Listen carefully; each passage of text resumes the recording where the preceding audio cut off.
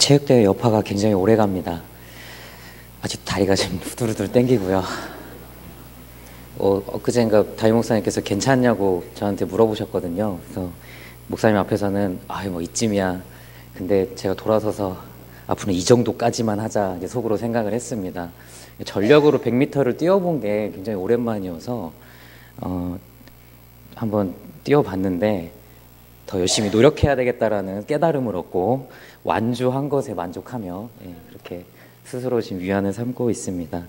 다들 괜찮으신지 모르겠습니다. 참석하셨던 분들 너무 결과에 관계없이 참 함께 모여서 은혜와 사랑을 나누는 귀한 시간이 아니었나 생각을 해봅니다. 모처럼 만에 또 바깥 공기도 쐬면서 서로 좋은 그런 시간들을 가져서 저도 돌아와서 참 뿌듯하고 즐거운 시간이었다고 생각을 했습니다. 우리가 살아가는 이 도시 공간에서 하늘을 혹시 이렇게 쳐다보신 적이 있으신지 모르겠습니다. 가끔 이렇게 하늘을 쳐다보는데요. 도시의 하늘에서 꼭 보고 싶은 게 한 가지가 있습니다. 여러분들은 혹시 도시의 하늘에서 꼭 보고 싶은 거 한 가지 있으십니까? 네. 눈치가 빠르십니다. 네. 밝게 빛나는 별, 그리고 어린 시절 혹은 시골에 가서 볼 수 있는, 여러분들은 추억하실 수 있는 그런 별들이 막 모여 있는 그 모습. 한 번쯤은 이 도시 하늘에서 그런 거 한번 봤으면 좋겠다. 혹시 그런 상상이나 생각을 하시는 분 계시지 않나 모르겠습니다. 저는 가끔 그렇습니다. 이렇게 도시 하늘 바라보면서 쏟아질 것과 같은 그런 별들 한번 이 도시 한가운데서 한번 봤으면 좋겠다. 그런 생각을 해봅니다. 언제부터인지는 알 수는 없겠지만 도시의 하늘에서 별 찾기란 정말 하늘의 별 따기, 별을 찾는 것이 하늘의 별 따기인 것처럼 그렇게 어려워진 것이 오늘의 현실이 아닐까 생각을 해봅니다. 근데 여러분, 도시의 하늘에 별이 없어서 못 보는 것일까요? 도시의 하늘에는 별이 없어서 우리가 못 보는 것일까? 분명히 우리가 생각하기에 도시의 하늘에도 별은 있을 것입니다. 여러분 그렇게 믿으시고 저도 그렇게 생각합니다. 하지만 그 많던 별들 다 어디로 갔을까? 제가 생각해 보기에 그 별은 아마도 전부 다 시골로 갔다고 생각을 합니다.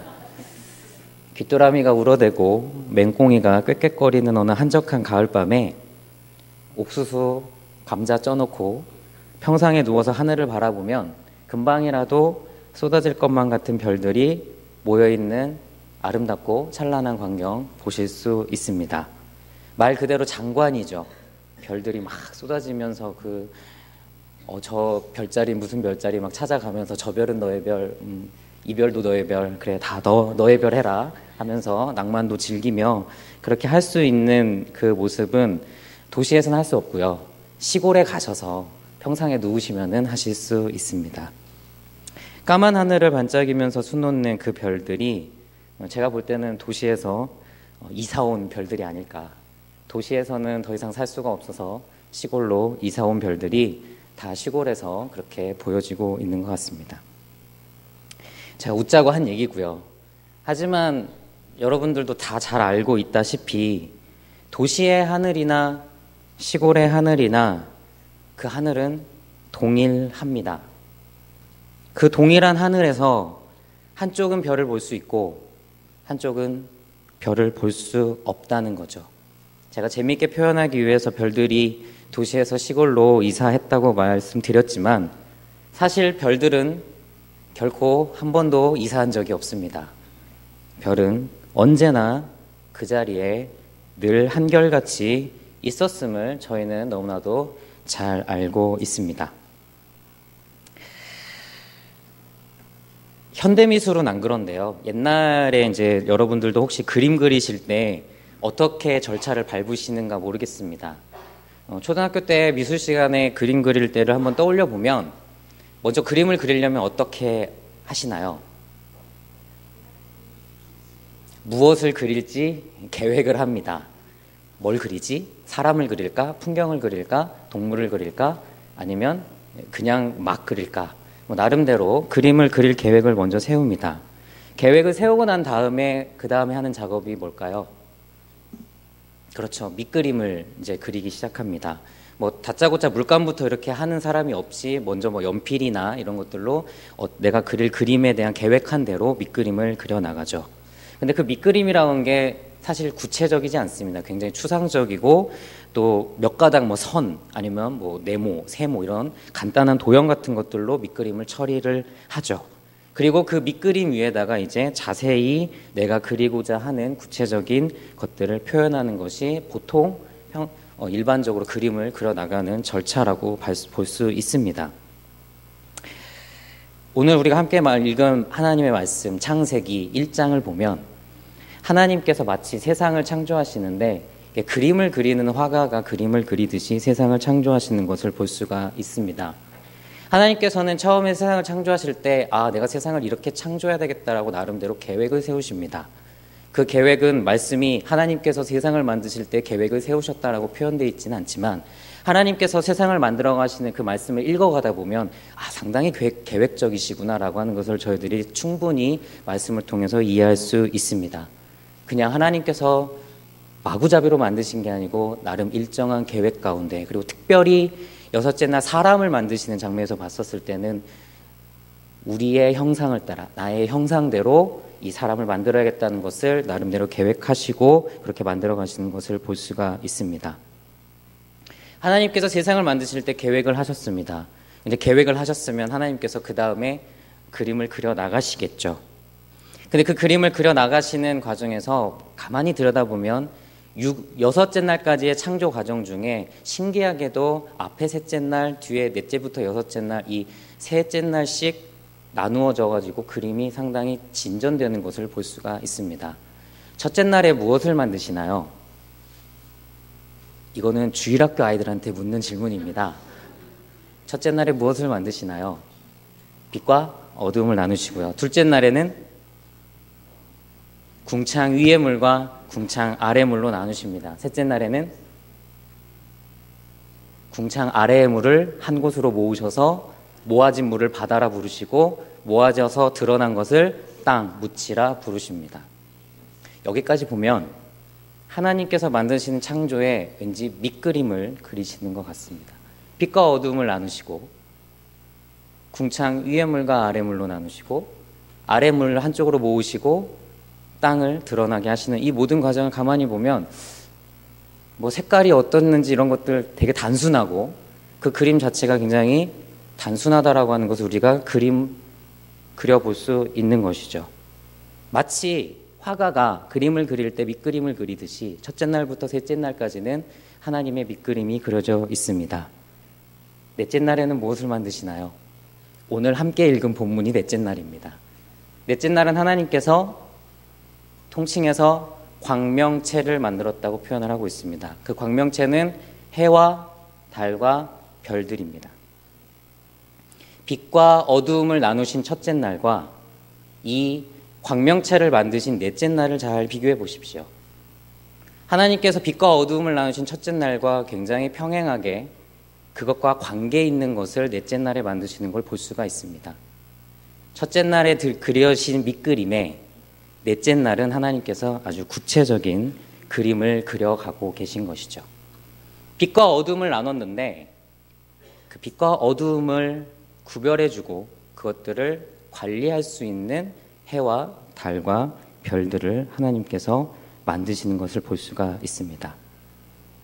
이런 관점에서 보면 넷째 날 창조된 해와 달과 별, 곧 광명체들은 첫째 날 창조된 빛의 구체화라고 할 수가 있습니다.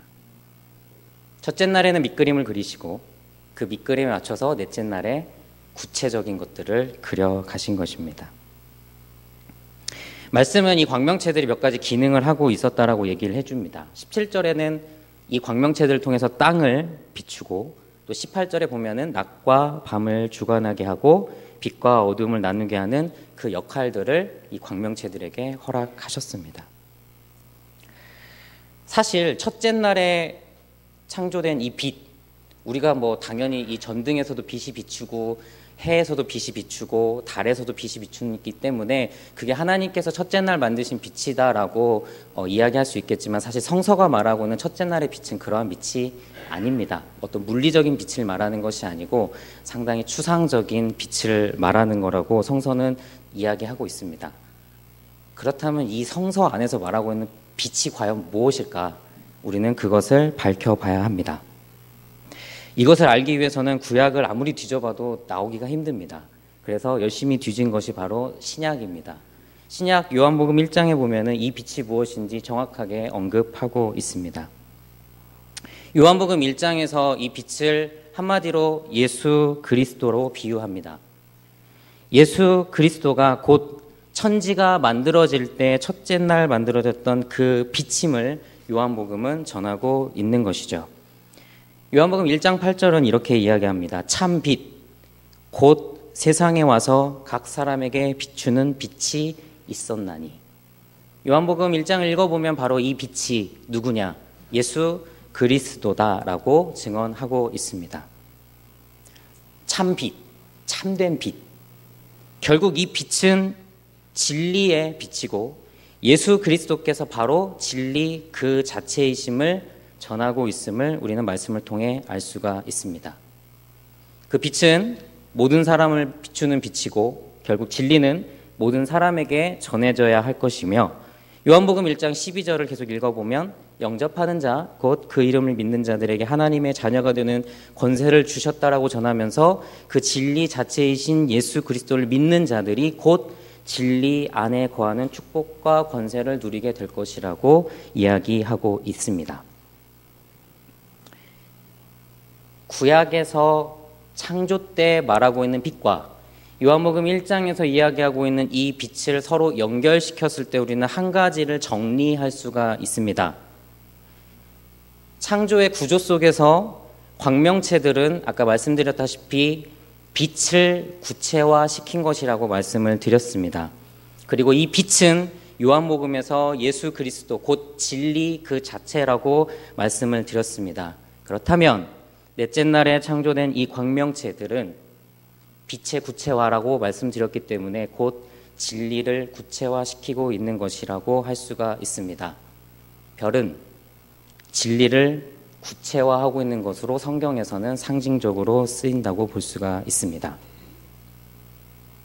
별을 바라볼 때 우리가 깨달아야 될 바가 바로 뭐냐면, 저 별을 통하여서 하나님은 이 세상에 진리가 비추어지기를 원하시고 진리가 이 땅 가운데 가득하기를 원하신다라고 하는 것을 저희가 별을 바라보면서 깨닫고 느낄 수 있어야 한다는 것입니다.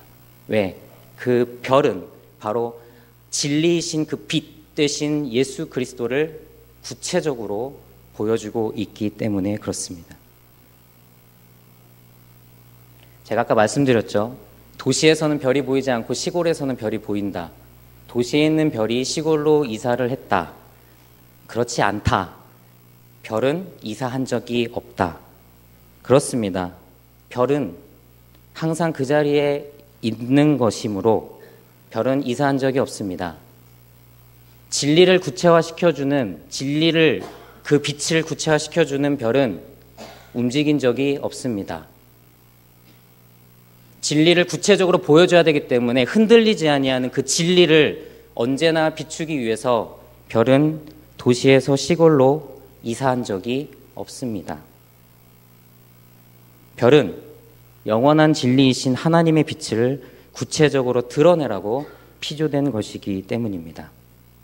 별을 바라보며 진리이신 그 하나님의 빛, 즉 예수 그리스도를 떠올릴 수 있는 것, 그게 바로 믿는 자들이 깨달아야 할 바입니다.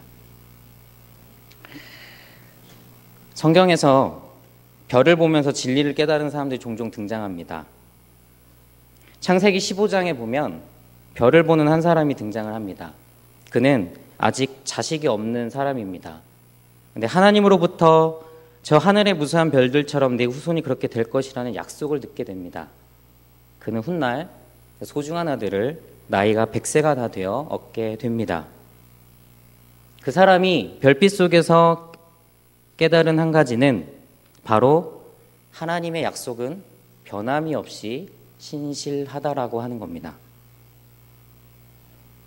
별을 바라보며 후손이 저렇게 많겠구나, 그것만 깨달은 것이 아니라 저 별이 비추는 것처럼 하나님께서 나에게 주신 이 약속은 결코 변하지 않을 것이다라고 하는 것을 그 사람은 깨달았던 것이죠.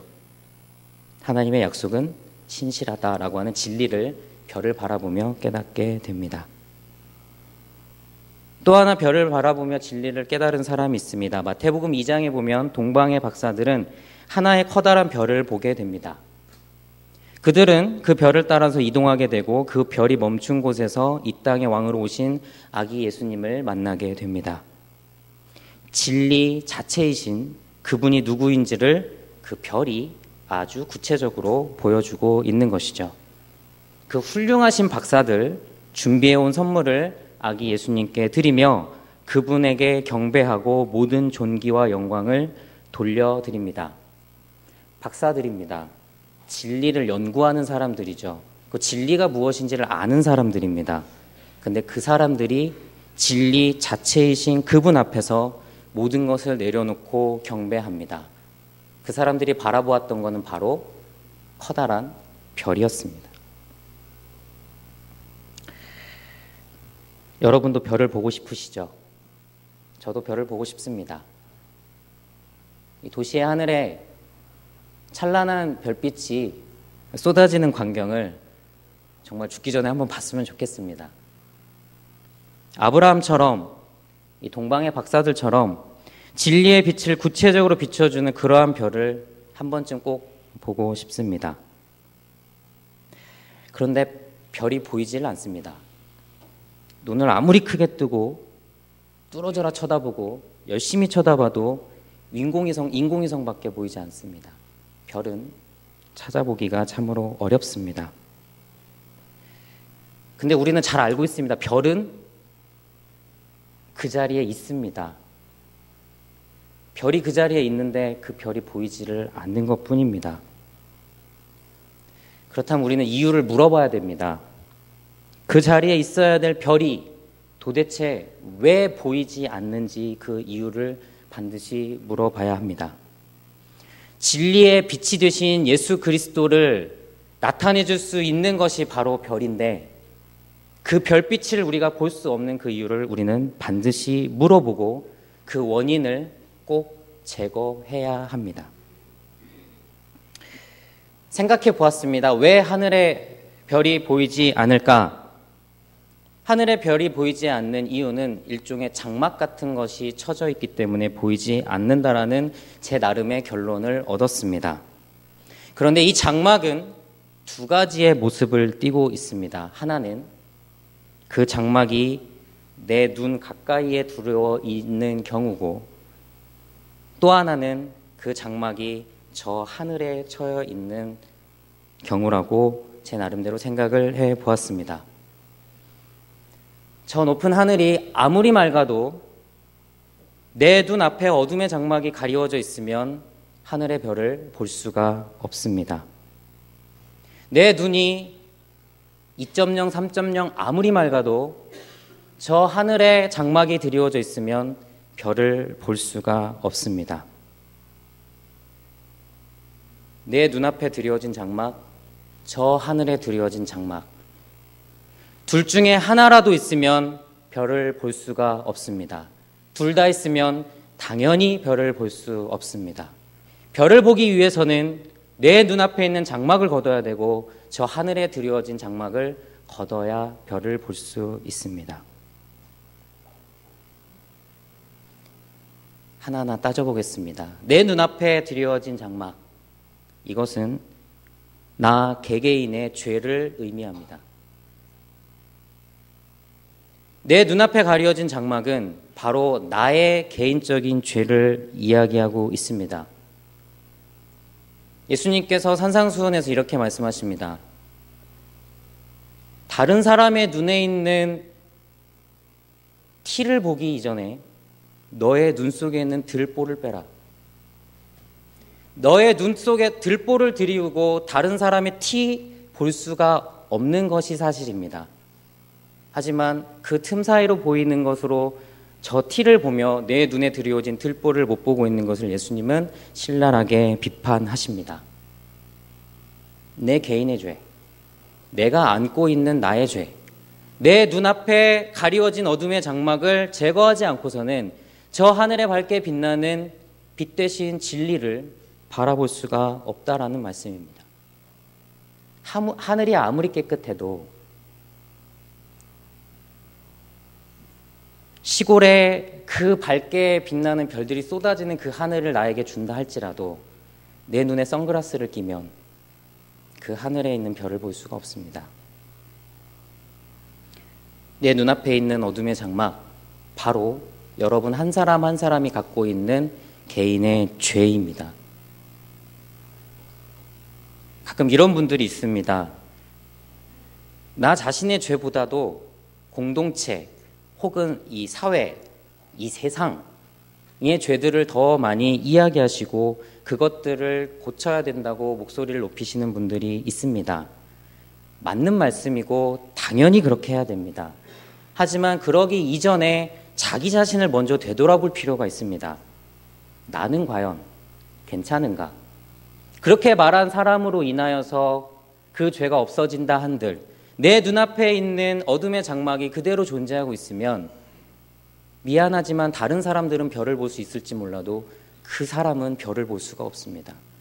진리의 빛을 바라볼 수 없다라고 하는 말씀입니다.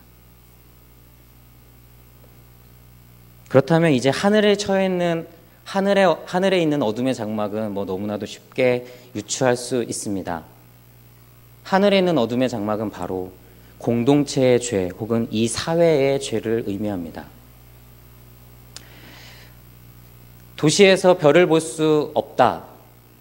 왜 볼 수 없을까요? 공기가 탁해서 못 봅니다. 수많은 매연과 가스들이 저 맑은 하늘을 다 뒤덮고 있기 때문에 그 매연과 가스로 인하여서 빛이 산란되어 그 별빛을 볼 수가 없습니다. 그 매연과 가스는 도대체 누가 만든 겁니까? 저 하늘을 가리운 매연과 가스는 어디 하늘에서 떨어진 겁니까? 하나님께서 어둠의 장막을 쳐주셨습니까? 그 모든 거 다 우리가 만들어낸 겁니다. 이 사회의 죄악, 사실 가만히 따지고 보면 누가 만들어낸 것이 아니고 우리 모두가 만든 겁니다. 우리 모두가 만들어낸 것이기 때문에 사회의 죄라고 부릅니다. 하늘을 가리운 어둠의 장막으로 인하여서 별빛을 볼 수 없다는 것은 그 어둠의 장막이 어떻게 만들어졌는지를 잘 살펴봐야 됩니다. 그 어둠의 장막은 바로 이 땅에 살아가고 있는 수많은 사람들에 의해서 하늘로 올라가 치어진 인위적인 장막입니다. 하나님께서는 말씀하십니다. 생명을 해하는 것들은 하나님의 진리와 멀어져 있는 것이라고 말씀을 통해 분명히 이야기하십니다. 사람을 사람답게 살아가지 못하게 하는 구조나 잘못된 부분들은 반드시 하나님의 이름으로 고쳐져야 될 필요가 있습니다. 그것을 가만히 방관하고 놔두는 것은 어둠의 장막을 그대로 둔 채 진리를 보겠다라고 아웅대는 행동과 같습니다. 저 하늘에 있는 매연을 걷어내지 않으면 여러분은 죽을 때까지 도시에서는 별빛을 볼 수가 없습니다. 이 사회가 병들어가고 있고 이 사회를 둘러싸고 있는 어둠의 죄악들을 걷어내지 아니하면 밝게 빛나는 하나님의 진리의 빛을 볼 수 없습니다. 그거는 분명하게 인식하셔야 합니다. 여러분들 주변에 일어나고 있는 불의한 일들에 대해서 침묵하지 않으셨으면 좋겠습니다. 불의한 거는 하나님과 반대된 겁니다.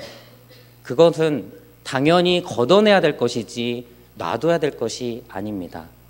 그런 마음을 갖고 계신 분이라면 불의와 맞서 싸우실 필요가 없습니다. 나는 죽기까지 도시에서 별을 보지 않으리라. 나는 죽을 때까지 진리의 빛 대신 예수님의 그 빛을 보고 싶지 않다라고 생각하시는 분들은 불의에 맞서 싸우시지 않으셔도 됩니다. 하지만 나는 하나님의 진리의 빛을, 그 예수 그리스도의 뜻을 이 땅 가운데 내가 느끼며 내가 실천하며 내가 소유하며 살아가고 싶다라고 느끼시는 분들은 반드시 어둠의 장막을 걷어내기 위한 싸움을 싸우셔야 합니다. 저희 교회가 금요 기도회 때마다 기도합니다. 꼭 기도하죠. 교회를 위해 기도하고 나라를 위해 기도하고 한국교회를 위해서 기도합니다. 여러분, 나라를 위해 왜 기도하십니까? 나라가 잘 되길 바라는 마음으로 기도합니다. 근데 그 기도의 내용들을 자세히 살펴보십시오. 불의를 정의롭게 만들기 위한 기도의 제목들입니다. 그 제목들을 가지고 열심히 기도해야 될 것이 바로 교회의 사명입니다. 기도하고 그 기도한 대로 실천하며 살아가는 것이 바로 진리를 바라보고 진리를 보고 싶어하는 자들의 마땅한 태도인 줄 믿습니다.